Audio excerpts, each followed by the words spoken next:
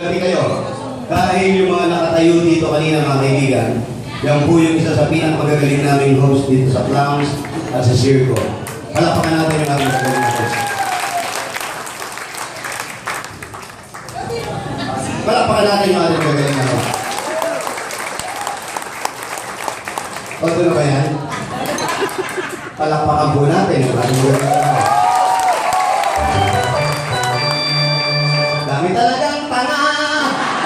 Okay, kanina pinakakata ko, konti kumakanta rin mga palakpak, konti pa rin pumapalakpak.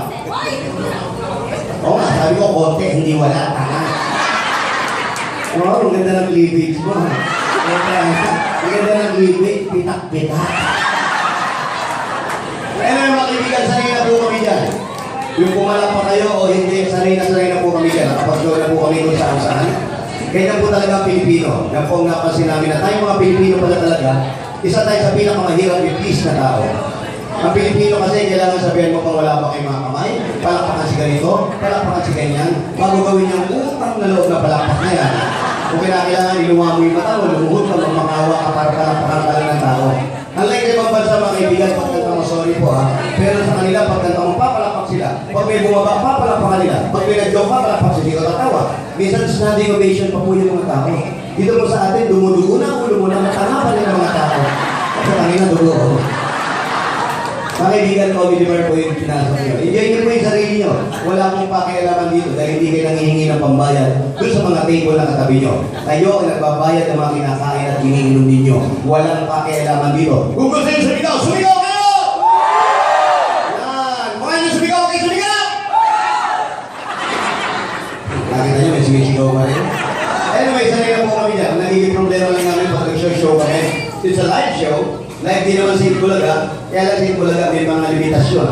Lahat ng joke namin, hindi ka pwede mag-read joke. Hindi ka pwede magsalita ng mga bad word. Dito, nagsasalita kami lahat. Open po yan. Hindi naman namin sinasadya. Yung iba sa inyo, nagdadala pa ng bata. Lagay nyo, yung taon ka na. Pinagdadala nagdadala kayo ng bata. Ano ka na nyo dito, Jollibee? Kaya yung bahala magbigay ng patubay sa mga bata. O mas bata pa sa kanya, kung ano yung masasilang parte ng katawan na babanggit namin. Gawin natin educational. Pag nabanggit namin yung et-et ng lalaki, sabihin nyo ano yun, color yun, color. Ha? Pag nabanggit namin sa nanay yung pepe, sabihin nyo, color yun po. Para kung may ginagawa kayo, hindi nyo naingatan, hindi nyo nailak yung pinto, pagpasok ng anak nyo, nakapatong si tatay sa ibabaw. Mami, daddy, anong ginagawa nyo? Nagkukulay lang kami, anak.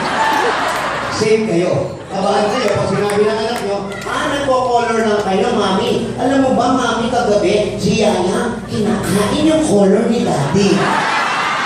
Yari kayo. Yari kayo na. No, kayo na pong bahala. Nagiging problema rin namin mga bata. Pati mga babae, problema namin mga babae.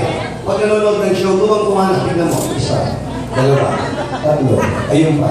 Yan, ang ganyan. Lagi ka, yan. Ano yung lagi tawag sa ganyan? Kambak. Pangalong baba? Ano pangalong baba? Pangalong baba? Ayan, kuwang-kuwa na kayo, nakakalong baba pa rin kayo. Malas daw po yan, yung pinapatong ng siko sa pagkainan. Table manner. Kapaskusan, yung pinapatong ng siko sa lamesa. Sabi na, ayun. Ayan, tinanggal mo nga, kininaw ka naman, kininaw mo. Ano naman tawag sa ganyan? Halong-kip-kip. Pag lalaki, halong-kip-kip. Pag babae, halong baba, halong suso. Ha? Ba't lagi kayo nakakalususo? Ano ba yan? Pag tinanggal yung kamay mo, babagsak yung teddy mo? Ano to? Law-law yung mga dede? Sana sinampay ka na lang sa rilat ko. Para pag nangutong kayo, hindi nyo nalita ngayon. Hindi yan mga babae problema namin, pati mga lalaki. Pag sinili yung mga lalaki sa sabi nyo, isa. Huli-huli ka, huwag kang nalala. Kita-kita ko. Para mananahi. Ganon ang itlog. Ganon ang itlog. Ano man tawag sa ganyan, sir? Kuya-koy, yan, kuya-koy. Kala ko pinapantay yung itlog. Kuya, napag-usapan na rin natin ng itlog. Bakit nga yung itlog natin mga Pilipino? Hindi naman naarawan, pero maitim. Hindi na to. Diba? Kahit mag-swimming ka, nakatago yan, maitim yan.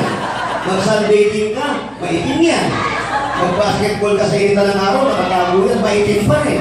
Walang lalaki maputi ang itlog. Sino ba? Maputi. Well, maputi ka, maputi itlog mo. Maputi. Maputi? 5,000 ako dito, pakita mo yung itlog mo. Umitim na. Hindi, lahat ng itlog, maitim. Ngayon, pag maputi itlog mo, well, may an-an ka.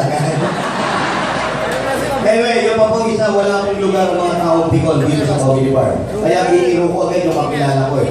May mga lalaki kasi, na pumapasok